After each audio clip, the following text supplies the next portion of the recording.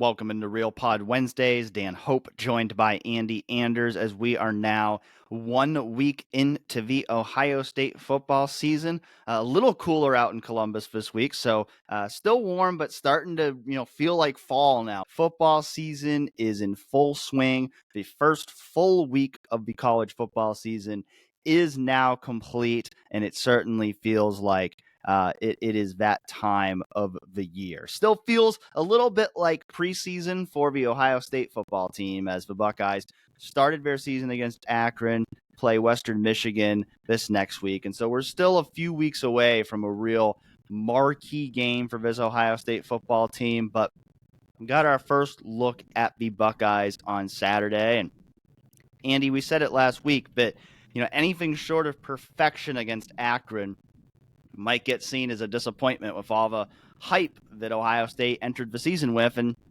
yeah, that's pretty much kind of how it happened, right?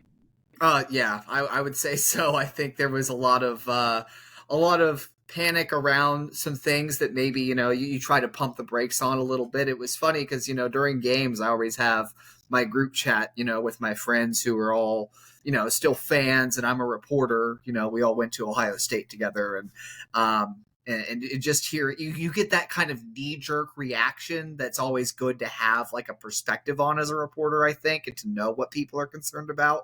But the questions have always been evident with this team about the offensive line, and I think that's the top area of concern people have right now. And the run blocking, there were inconsistencies in the first half. The offense took time to get off the ground, and so that's enough for people against a team like Akron to say, hey, they're stuff needs to change. Stuff needs to be stepped up, especially from that position group, I think. And there were some other things you saw on the offensive side, I think, that created some of those inconsistencies. But there were still a lot of good positive takeaways, I think, to be had from that game if you're an Ohio State fan. And for me, too, it's just great to have eyes on a real game again. All offseason, you miss it, and you see what you see in practice, but you really don't know until it's put on the field where guys are. And I think we did get some good indicators of where certain people are, some of the strengths of the team, some of the early things they need to improve on. And also, it's week one, right? The old cliche, you take the biggest steps from week one to week two. So certainly expect Ohio State to take some steps this week. And I even go back to that 2019 team that, looked kind of sluggish to start against Florida Atlantic, and Florida Atlantic, maybe that score was closer than it should have been at the start of that season. And, people kind of use that as the benchmark team for Ryan Day and the best team he's had to date, with this team trying to meet or exceed that team. So, and a lot of teams have struggled week one. It's week one. I think that's the other thing you have to keep in mind, is that this is certainly not what the team is going to look like even in a month, but certainly by November. Yeah, I mean, we're going to look around college football later in the show at some of the, other games that played out in week one. And there were certainly, some teams that got some scares, some teams, particularly in the ACC, that are off to really rocky starts. And so, plenty of teams that would like to have done better in week one. Ohio State may be among them, but Ohio State won by 46 points. I mean, how much better did they really need to do, right? I mean, they won by 46 points. And we've talked about this before.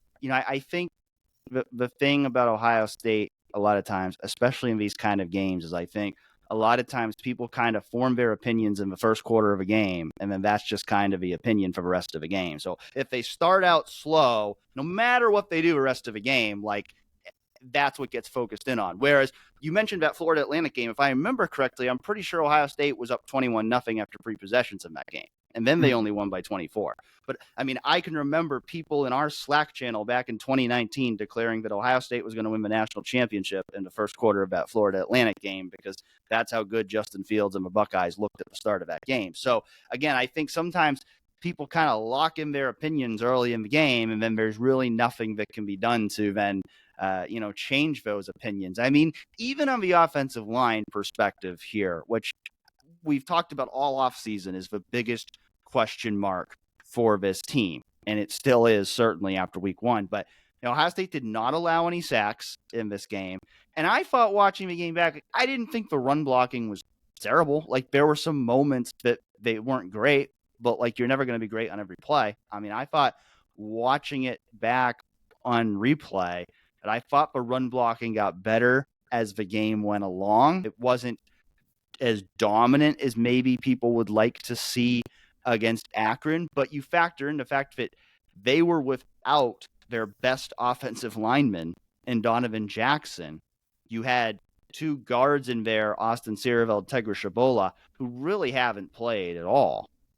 You have to expect that there's gonna be some growing pains in week one when you are breaking in, particularly on the offensive side of the ball. I mean, you expected the defense to hit the ground running because literally every player in the starting lineup, with the exception of CJ Hicks because of Cody Simon being out, every other player in that starting lineup has been a starter either at Ohio State or Alabama before. So you expected the defense was going to come out firing, and they did, holding Akron to only 6 points, scoring 14 points by themselves with 2 touchdowns. I think I certainly expected that the offense was going to have some more growing pains to work through in this first game.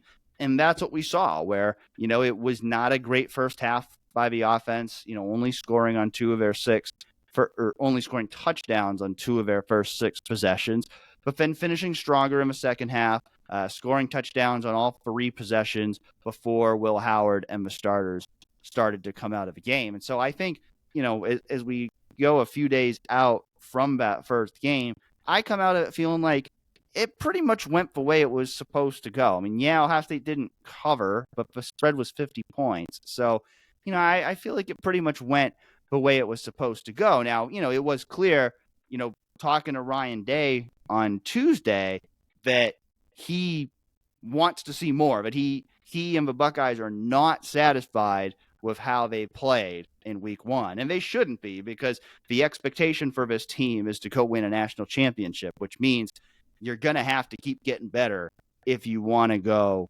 achieve that goal. But I certainly don't come out of week one thinking, oh, I'm no longer think Ohio State's going to win the national championship when I picked them to a week ago. I mean, yeah, the offensive line is going to need to get better, but I never personally expected the offensive line was going to be a wrecking crew in week one. I mean, I remember being asked in the weekly chat on 11 Warriors, I think it was last week, I was asked, if I would compare this offensive line to the 2014 offensive line that won the national championship. And, I said, I don't know if it's going to get to that level, because they were pretty dominant at the end of the season. But the one thing that I did think was comparable was that I think this offensive line can get better as the year goes along. I mean, you think back to that 2014 season, I mean, that offensive line was awful against Virginia Tech, and they lost that game, and then they ended up going on to win the national championship. And so there's a lot of time to grow, and the good thing with this team is you've got, 2 more true warm-up games coming up against Western Michigan and Marshall. You got Michigan State after that, which did not look very good in its opener. And so you've got time to work through the kinks, certainly going into week 2. I think 2 big points of emphasis are going to be more consistency along the offensive line and starting out faster on offense. I think those are all excellent points, Stan. And the offensive line, I've been saying that too, that there's it's going to take time to gel, especially when you don't have Donovan Jackson in there, who's going to be such an anchor for this unit. And I think where some of the run blocking issues did appear, they're coachable things. Now it's up to the coaches to fix those things. But if guys are coming through unblocked, if there's just missed assignments and miscommunications, things like that where the fits aren't hitting right, those are all things that you can fix on tape, fix in film, go back, and that's what these tune-up games are for. I think the other really encouraging sign, where you mentioned first half versus second half, Will Howard didn't throw an incompletion in the second half. Will Howard, I think, to me, already proved he's an upgrade over Kyle McCord. And not necessarily by the stats he produced on Saturday, which were solid, but just the pocket presence and the scramble ability and the decision making. I think there were some comments I made during the game just in the press box to people about, I thought he was maybe staring down receivers, but to me, I look back and I think I was wrong in the sense that he was making quick throws to reads that, he was just trusting a guy to get open and make a play and just getting the ball out quickly. And Will said, yeah, maybe there are moments where I need to be better about reading defenses and processing. He said that in his press conference on Tuesdays and things along those lines. But, I think that where it's good is to have that decision maker who's willing to, under pressure, get the ball out when he needs to, but also the reason he didn't get sacked, there were multiple plays you sit there and you go, Kyle McCord gets sacked on that play. He has a great ability to avoid the rush and extend plays. I think there's going to be more opportunities for him to actually scramble throughout the year that he's going to take advantage of. And he talked about, he felt like there were times he could have scrambled that he wished he would have in that game, but he still showed the ability to do it. He had a really nice first down run there at one point that led to a Jeremiah Smith touchdown after Jeremiah had just committed a penalty. That was the second touchdown Ohio State scored. Will scrambles to pick up a 3rd and long, and then a couple plays later, he tosses it to Jeremiah in the end zone. So little things like that. Ryan Day said it, or it might have been Chip Kelly on Tuesday. If you can pick up the chains, move the chains on a couple of 3rd downs throughout the game, that is a massive swing in how it's going to unfold. And so that running ability, that pocket presence, and in the second half, efficiency from Will Howard, all good signs in terms of Ohio State's quarterback situation in 2024. Yeah, I think there's a very noticeable difference after watching Kyle McCord last year, just in his athleticism and his pocket presence. I think those are really the two areas where you really see a clear upgrade there in terms of his ability to extend plays outside of the pocket. Like you said, I mean, there was one play I remember where there were 2 guys coming at him and he just kind of sidestepped one of them, stepped up through the other, and I think he threw the ball away out of bounds. But that's still a good play by the quarterback, because like you said, if a less athletic quarterback or a less present quarterback probably gets sacked on that play, to throw the ball away and live to play another down. Those are the kind of plays that he, has to make for, this offense, to take that next step. And so I think that, that's one area where you can certainly see Will Howard, bringing a different element to this offense from where he was last year. And then, the accuracy, I think, was really good in this first game. I mean, we talked about it all offseason. That was the big question, particularly in the spring. But there were not many inaccurate throws from Will. I mean, even though he had 11 incompletions, I mean, there were a couple that were dropped. There were a couple throws, I think, there in the first half where, he threw it, to a guy who was, covered. There was really not much chance of completing that pass. So there's a couple throws that he'd probably like back. Obviously, I think the one play that, you can single out as a play that, he cannot make in the bigger games is late in the first half when he made the decision, under pressure to, basically falling backwards, throw the ball back across his body to Travion Henderson behind the line of scrimmage.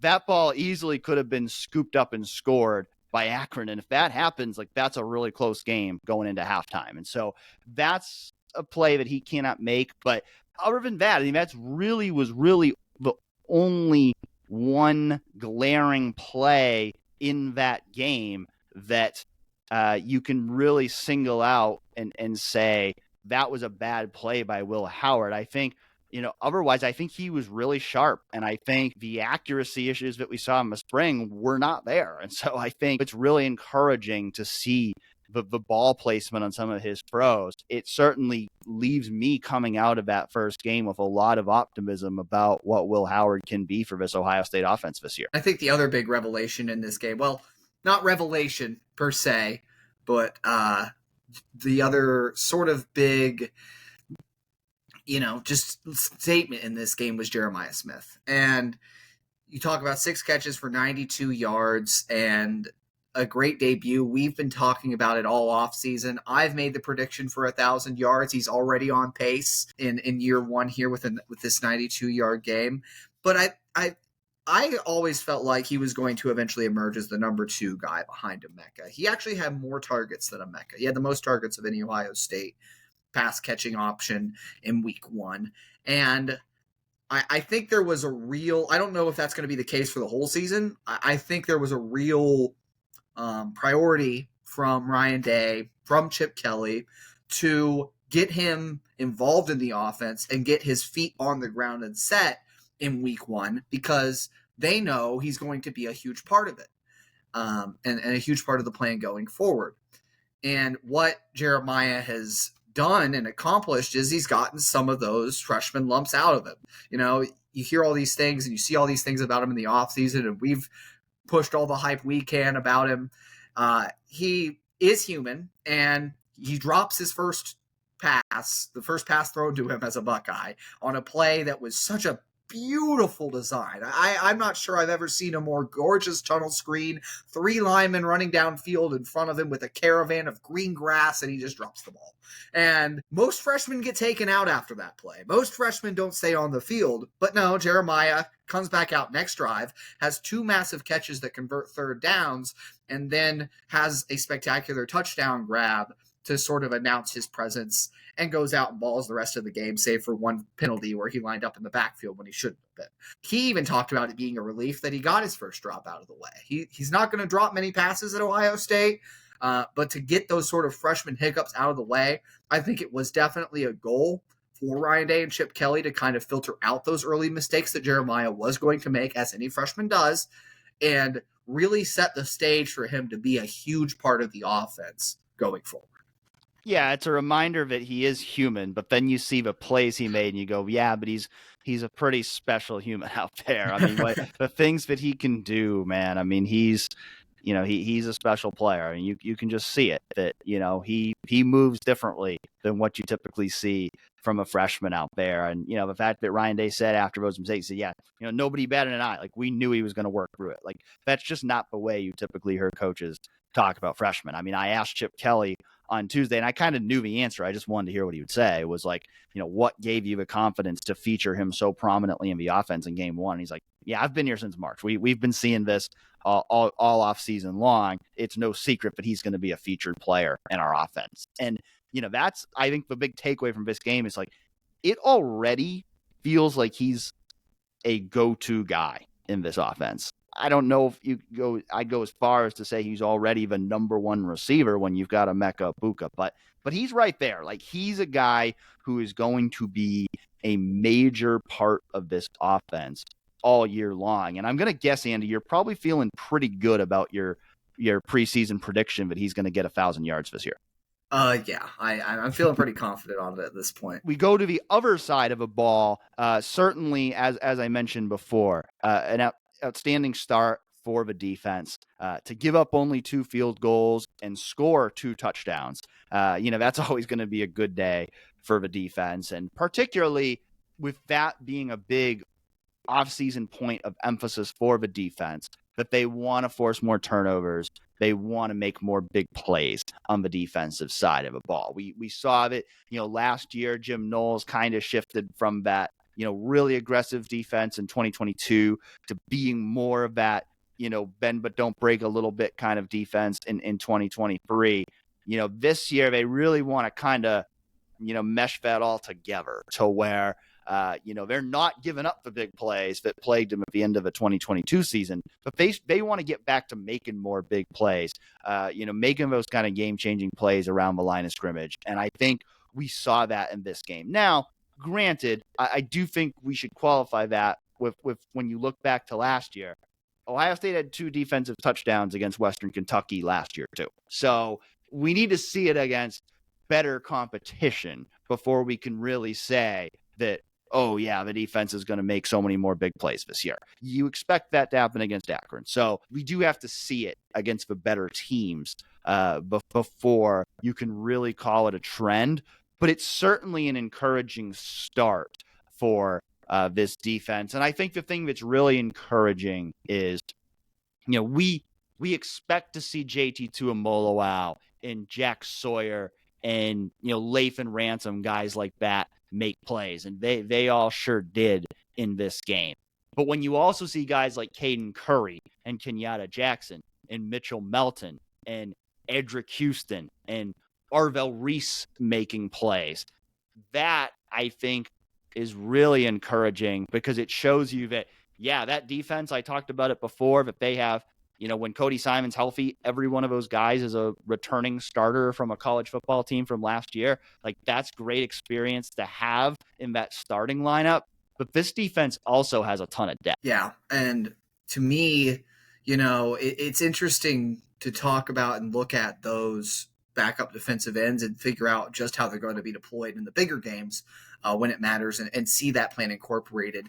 Everyone all offseason was saying, Larry said in the past he's going to play more depth, but will he really? And then he really did against Akron. They rolled pretty heavy.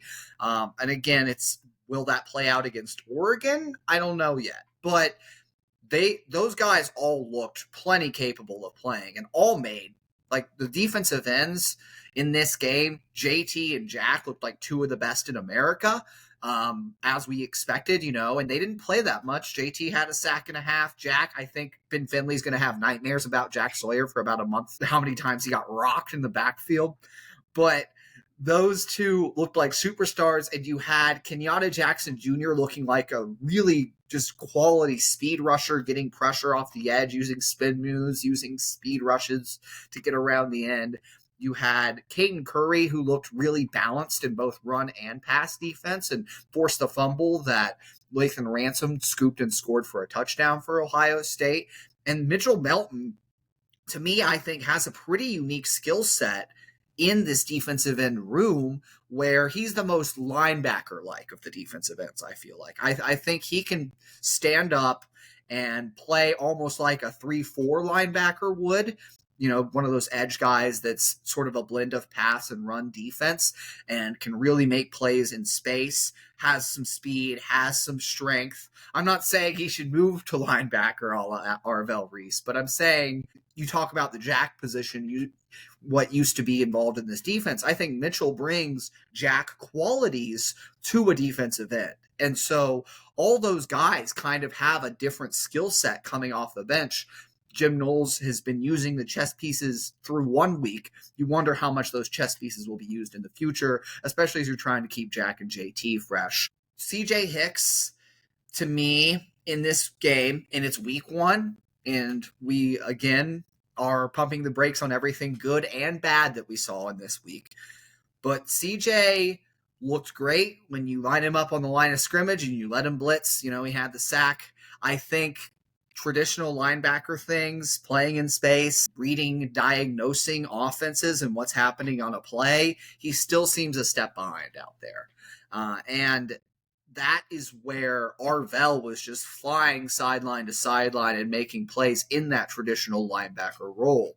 And so CJ can still improve, but I think Arvell, what you saw in terms of his athleticism, awesome pursuit on a couple plays. I mean, he's running down plays from the backside in week 1, and this is a guy who's hasn't been playing the position, really a whole year at Ohio State yet. So, what Arvell Reese could become, he's got a real shot to be the backup behind Simon and Styles even, kind of contend with Hicks a little bit. A guy that should be on the field, and I think Ryan Day touched on it pretty well on Tuesday. Well, the way that Arvell played, he deserves, more reps, but I think it has to do with his preparation. And there was a moment last week where, his preparation was just okay.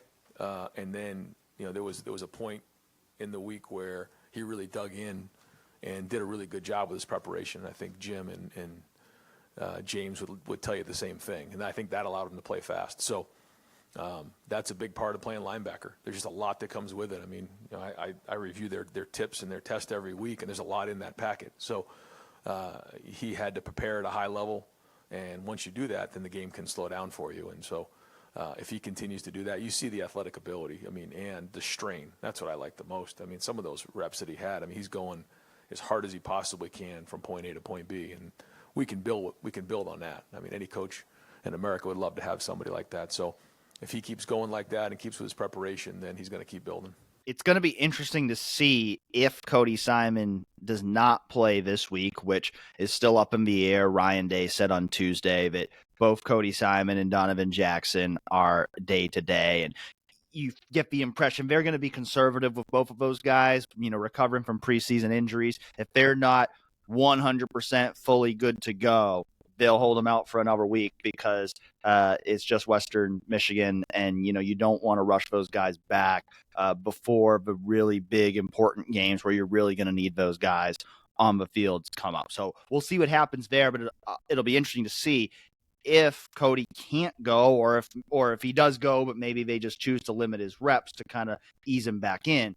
Will Arvell, get the start next to Sonny, or will, if Cody does play, will he be that first guy off the bench? Because I think there's a definite case for that. I think we saw on Saturday why Arvell was getting so much hype in the preseason, because I think he's a guy who's going to be a really good linebacker for Ohio State sooner than later. And I think he showed he's a guy who deserves to be in that mix this year. I mean, again, it's only Akron, so we got to see how he plays against a bigger competition. But I think certainly an encouraging start. And it does lead to some interesting conversations about CJ Hicks, because for 2 years, there's been a lot of people going, where's CJ? Where's CJ? Why doesn't CJ play more? And this is kind of what they've been saying, the coaches have been saying about him for 2 years, is like, we really like CJ. We think he's got talent, but like, he's better. That was why they talked about putting him at Jack last year, because it was like, we think he's better when you kind of direct him where to go rather than when he has to make that quick decision. Like, I think that's the thing that stood out to me watching Arvell, especially rewatching the game on film, is his instincts. Like, you could see that Arvell has those natural instincts that you need at the linebacker position. I think that's something that CJ Hicks is still developing. And it's interesting when you think about maybe not so much this year, because they just really don't need that Jack position this year because of that defensive end depth you just talked about. But, I think ahead to next year, like theoretically, so let's say Sonny Styles chooses to stay at Ohio State for his senior year, and you have then Arvell Reese coming up.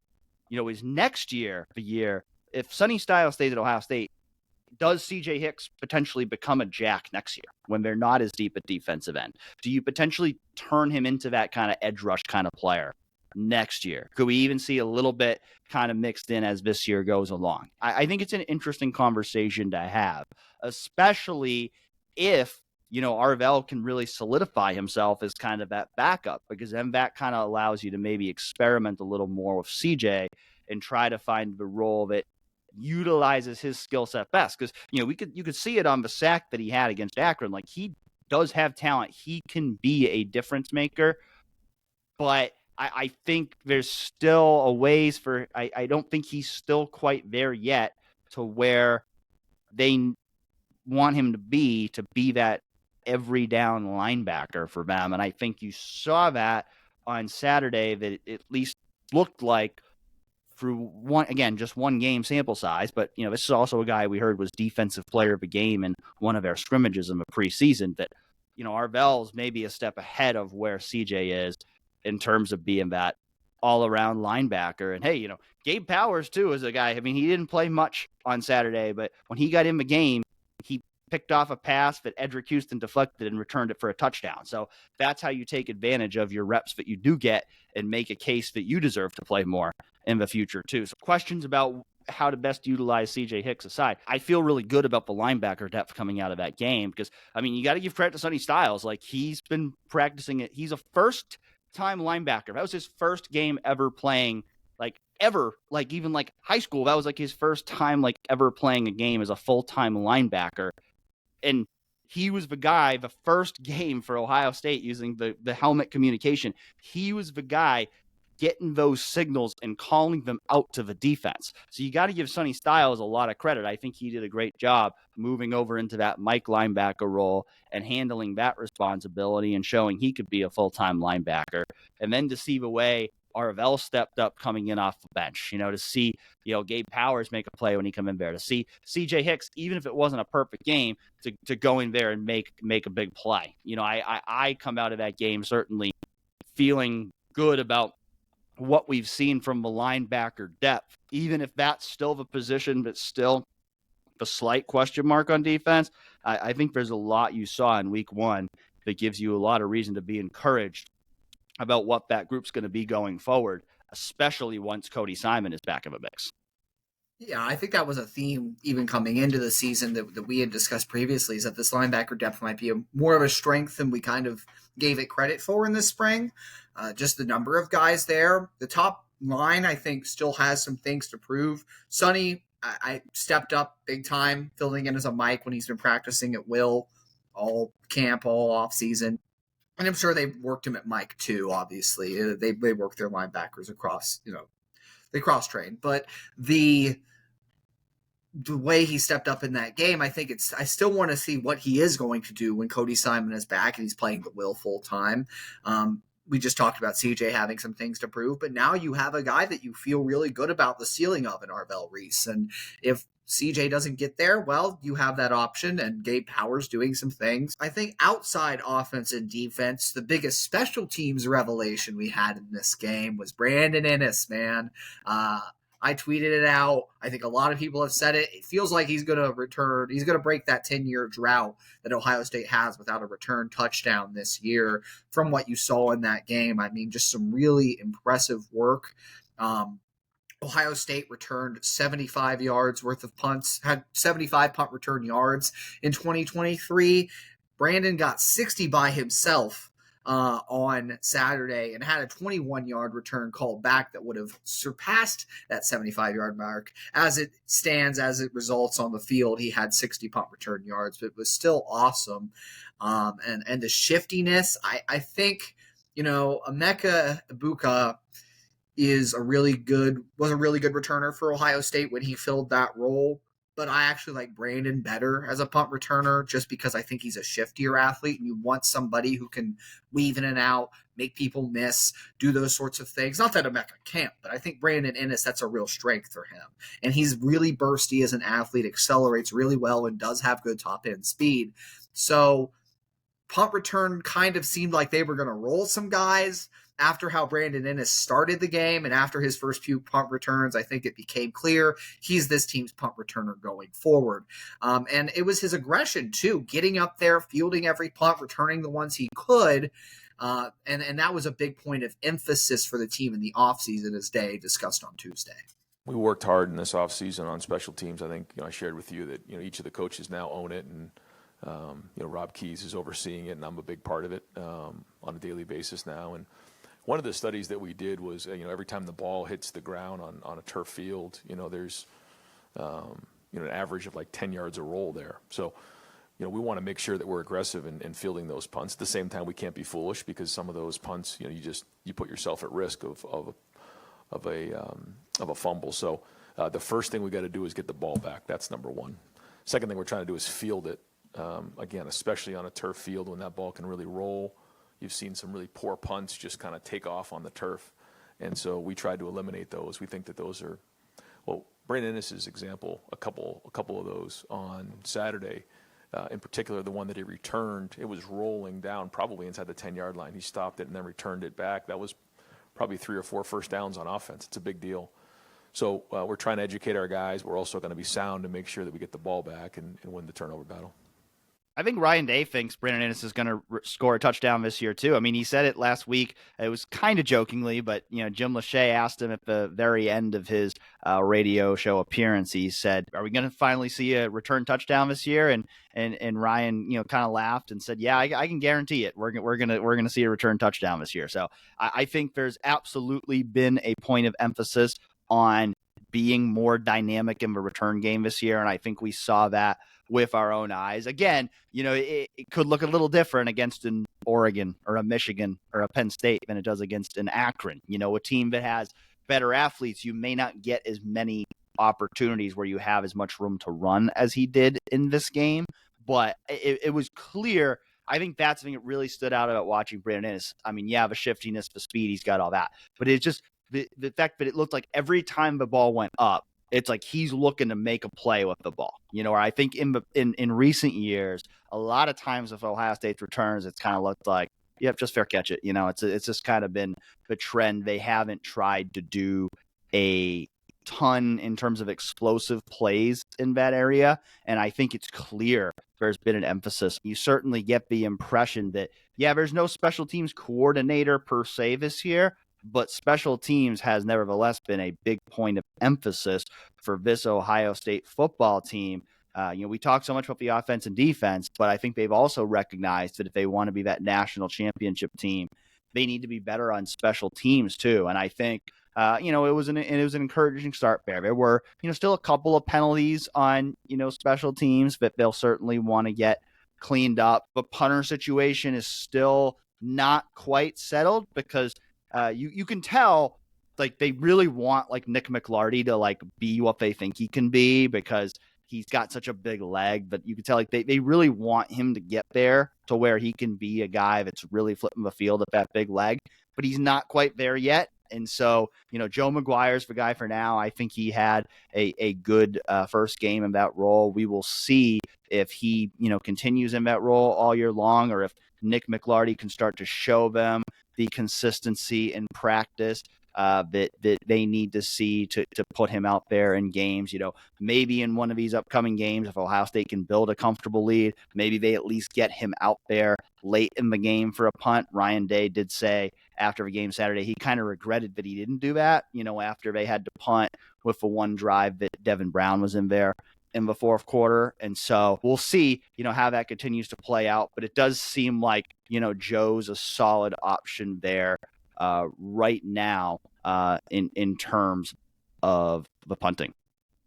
Yeah, and consistency is going to be important. It's nice to have that guy that can boot it 70, 80 yards, but if you're going to get a 20-yard shank with that in a game, it kind of nullifies any gains made off of that one long boot he had, So you look for McLarty to continue to develop that consistency. I'm sure he will. And for now, it's a fun story, if nothing else, too, to see a walk-on, go out and win the job in week one. And Joe McGuire showed he can provide Ohio State what it needs at punter. And you hope the punter doesn't have to be too involved. That's another part of this is go score touchdowns, and then it doesn't matter who the punter is. We spent a lot of time dwelling on this game. Probably time to talk a little about Ohio State's next opponent here, Western Michigan, coming up this Saturday at night. The old SpongeBob quote, it's at night, with the Broncos. And this is a team that coming into the year, you said second easiest game on the schedule for Ohio State after Akron, but they gave Wisconsin a real scare last week. This is a game that Western Michigan led in the fourth quarter, 14-13. Wisconsin is punting the ball back. It takes an odd bounce, hits one of the members of the punt return team for Western Michigan, recovered by Wisconsin. They go score a touchdown, go on to win the game 28-14. But they had real shots to beat Wisconsin. Now, I'm sure we both think Ohio State's a much better team than Wisconsin is, but maybe, there are reasons to say this could be a stiffer test for Ohio State than Akron was. Dan, would you agree? Yeah, absolutely. I mean, I guess a team that had a fourth quarter lead against a Big Ten team last week. So, yeah, I think without a doubt that this is a, step up in competition. How big of a step up, we don't really know yet because it is only 1 week. And I think, one thing that Chip Kelly and Will Howard both pointed out on Tuesday was that Western Michigan's defensive scheme is a lot different than what it ran last year, and actually different than what their new defensive coordinator, Scott Power, ran at Louisiana Tech. And so it's very likely that Wisconsin was not prepared for the kind of defense it saw, and that probably played a significant part in Western Michigan's defensive success. And so I think the question will now be for Western Michigan is, now that Ohio State will have a game of film to watch and prepare for their new defensive scheme, can Western Michigan replicate the defensive success it had against Wisconsin, especially when you factor in that now they've got to go up against the likes of Jeremiah Smith and Emeka Ibuka and Travion Henderson and Quinshon Judkins and Carnell Tate and Will Howard. It's a little bit more of an explosive offense in terms of skill position playmakers that Ohio State has in comparison to Wisconsin. I think that, Western Michigan's defense is better than Akron's. I think that, Ohio State should still be able to have a good amount of success against this Western Michigan defense. And I think, on the other side of a ball, it's hard to envision the Broncos scoring too much on the Buckeyes defense. I mean, they do have a good running back, Jalen Buckley. He was a 1,000-yard rusher in 2023.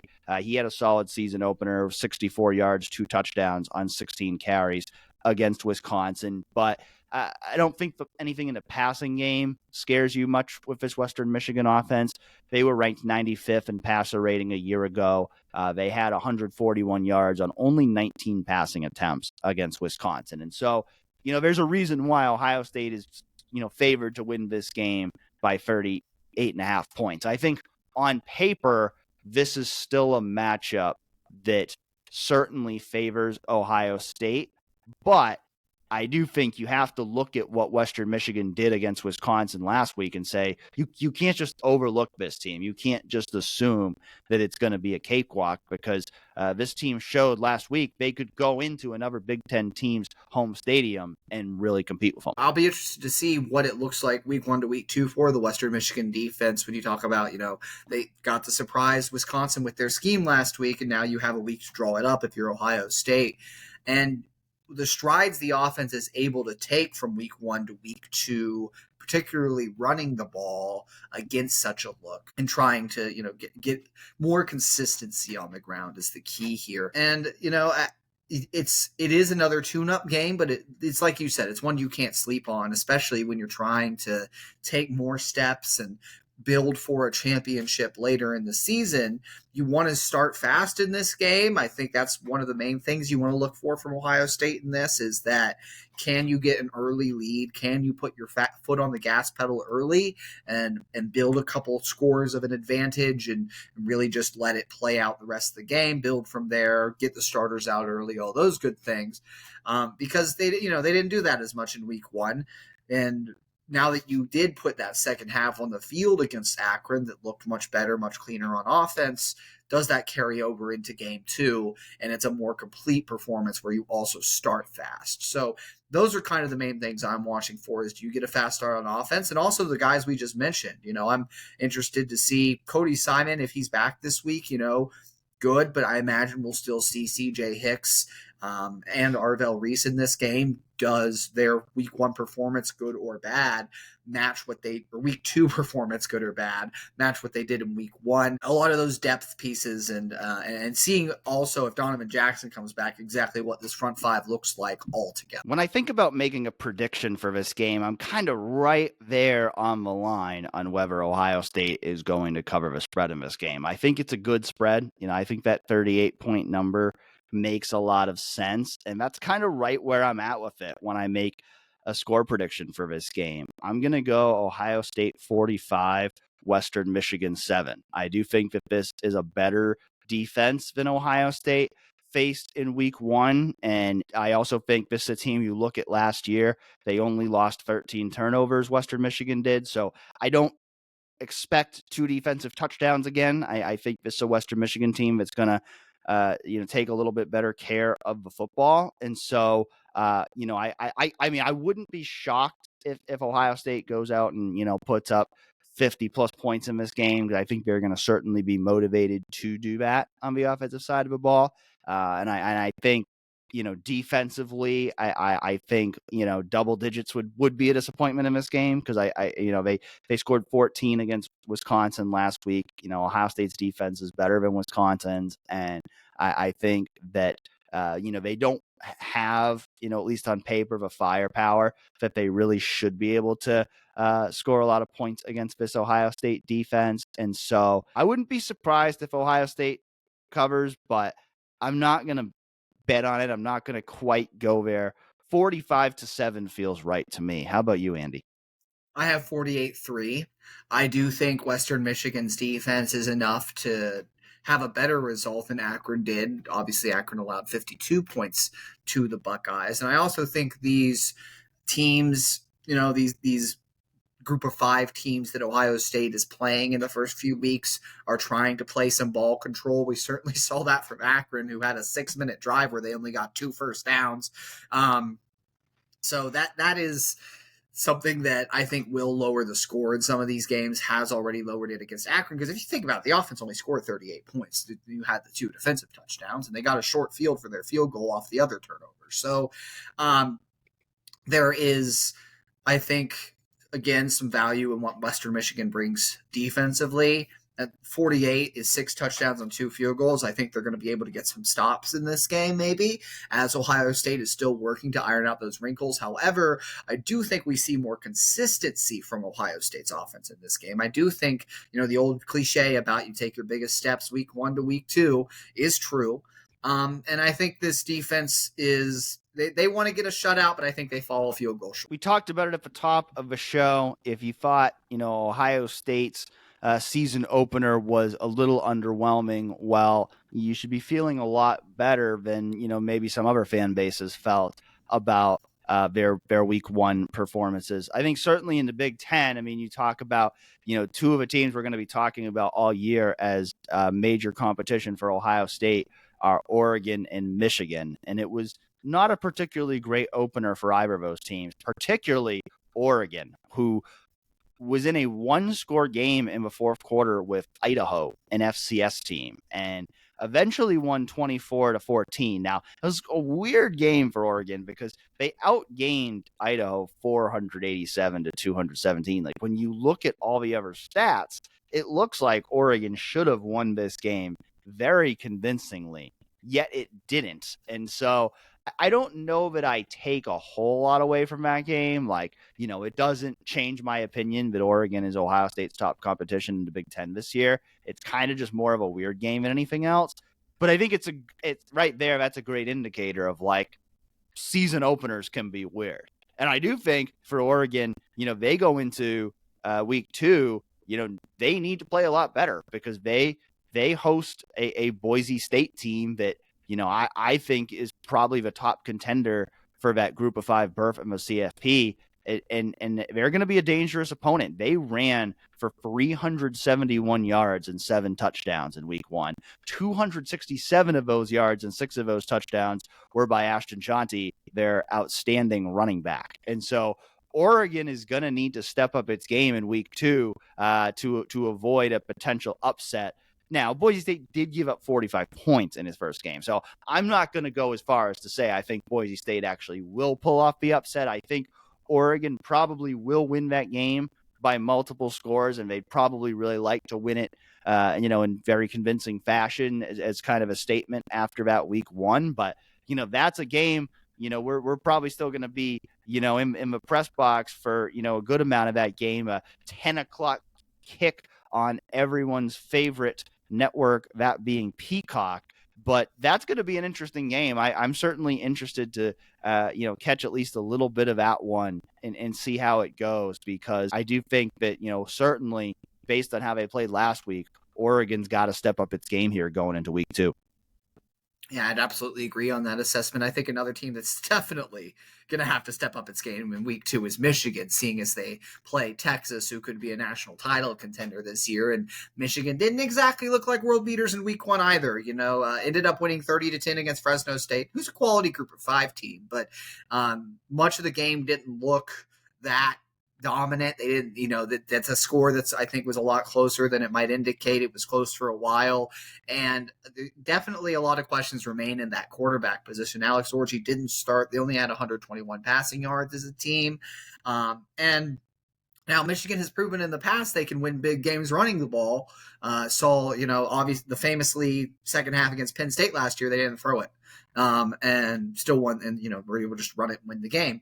But the concerns that Michigan had coming into this year on their offensive line at quarterback, where does that sound familiar, have been amplified by this Fresno State result, I think. And they've got a lot of things to prove as the season goes on with all the talent they've lost, with the coaching change. And Texas is coming, and that's going to be a real measuring stick. So it's interesting with both of those teams. Oregon and Michigan get kind of a better measuring stick in week 2 to see if the week 1 result was just a fluke, was just week 1 hiccups, or are these more sort of systematic issues with these teams that are going to linger throughout the year. And so be very interested in both those games, although obviously Texas is a much bigger test than Boise State, though Boise State is pretty good. I think Michigan's issues are more concerning coming out of week one than Oregon because, Michigan, Davis Warren, he was the starting quarterback for Michigan. He had just 4.7 yards per attempt, 15 of 25 for 118 yards as of a starting quarterback.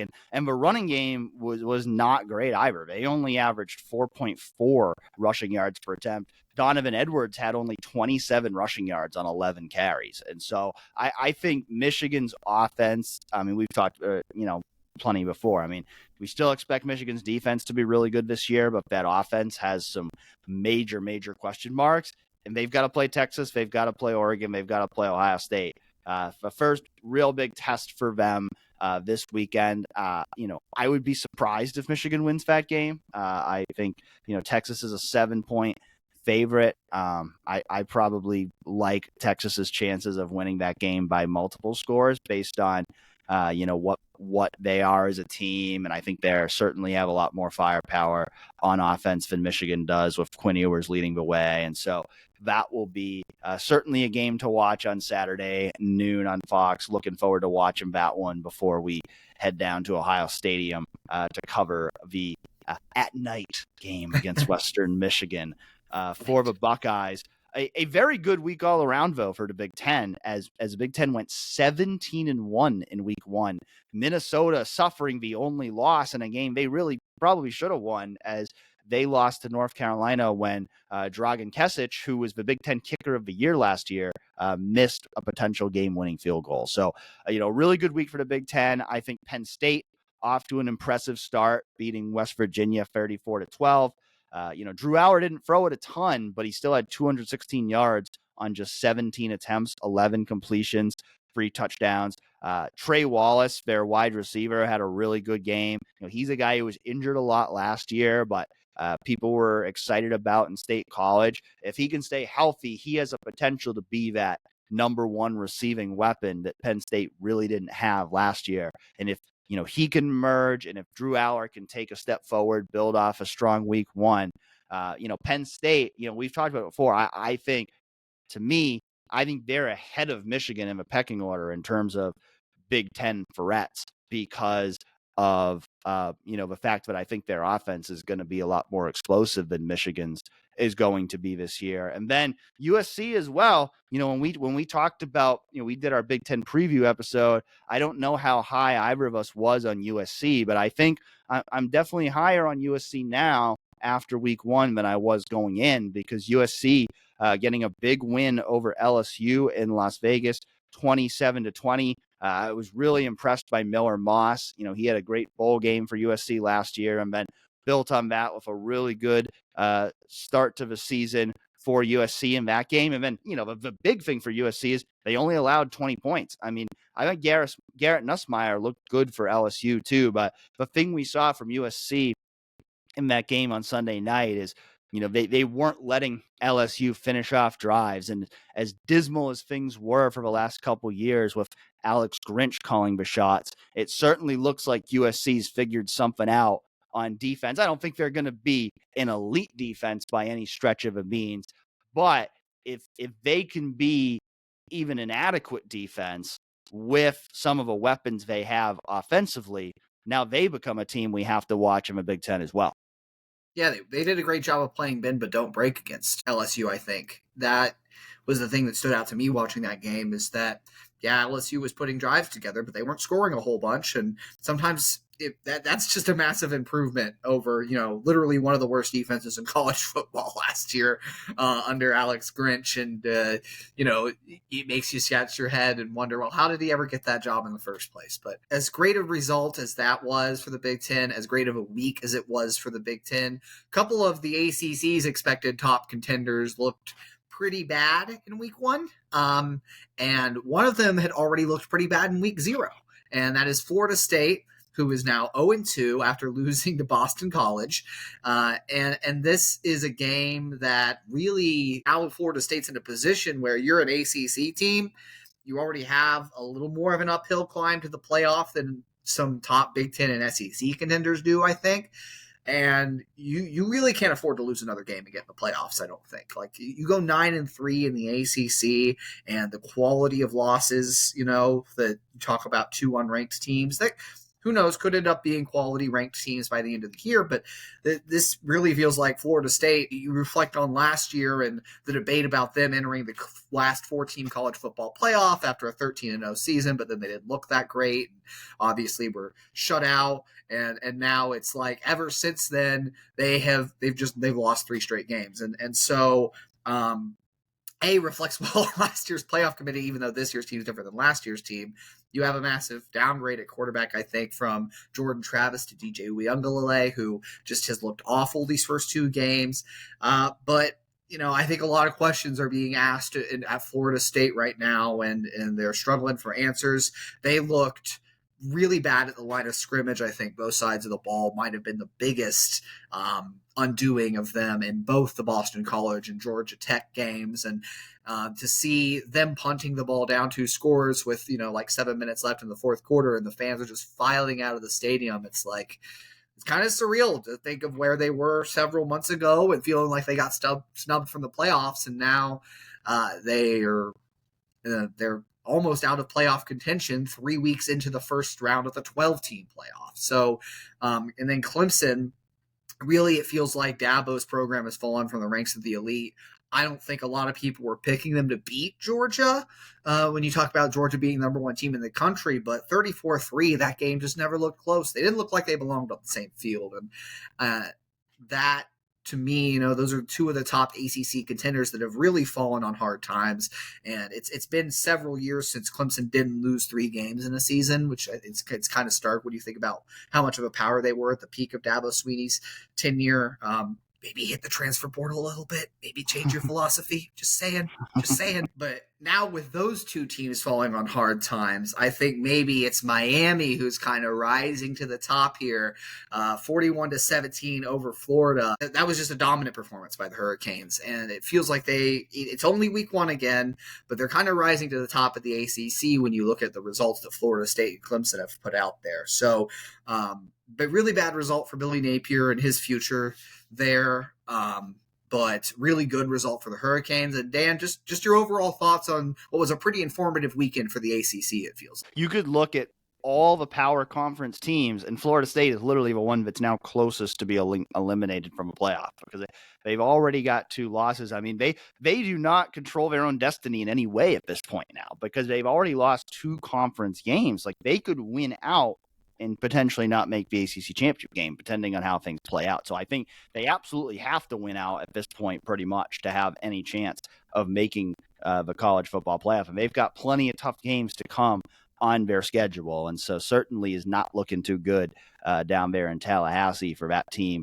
which I think certainly wanted to make the college football playoff this year after getting snubbed last year. And yeah, I mean, Clemson, I mean, it looks like a lot of the same problems we saw from them last year, that their offense just isn't very good. Now, granted, Georgia looked like the number 1 team in the country. They justified why they were ranked ahead of Ohio State in the preseason polls, because they were dominant in that game. I mean, we talked about it before the season. We expect Georgia to beat Ohio State's top competition for a national championship this year, and that certainly looked to be the case with how well Georgia played in week 1. So Georgia is certainly going to be a team to reckon with all year long, and I think they're going to be very much at the top of that national conversation all year long. But Clemson, certainly, they've got to find something on offense quickly if they're going to be in the playoff mix this year. And I agree with you. I think Miami, right now, after 1 week, they look like the team to beat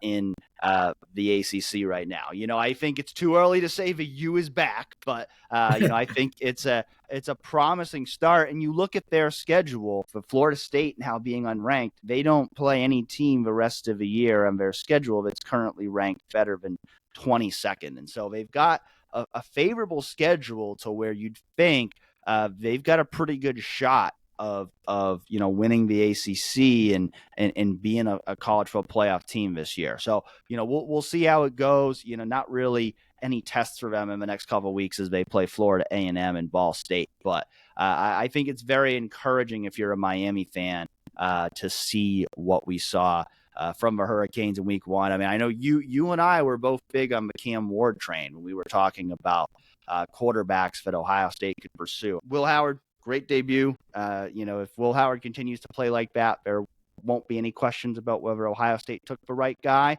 But it did, seeing the way Cam Ward played in week 1, I did feel validated for saying back in December that I thought he was the transfer quarterback they should pursue, because I saw him on Tuesday on some early lists as a Heisman frontrunner. So, I think he's certainly making a big impact already on Miami. I think he and that team are going to be a lot of fun to watch this year. And college football in general is going to be a lot of fun to watch. Week 2 coming up, as we mentioned, Texas, Michigan, Oregon, Boise State, certainly 2 of the most interesting games, not only in the Big Ten, but around the country this week. But Ohio State will be hosting Western Michigan at night at Ohio Stadium, 7:30 p.m., Big Ten Network. We will be there in the shoe, and we'll have lots more coverage, including our post-game breakdown video, which is new this year. We'll be doing that from the shoe after the game, as well as lots more coverage to come on 11warriors.com and 11 Warriors YouTube channel. So we hope you join us there. Thanks again for listening in to another episode of Real Pod Wednesdays, and we'll catch you next week.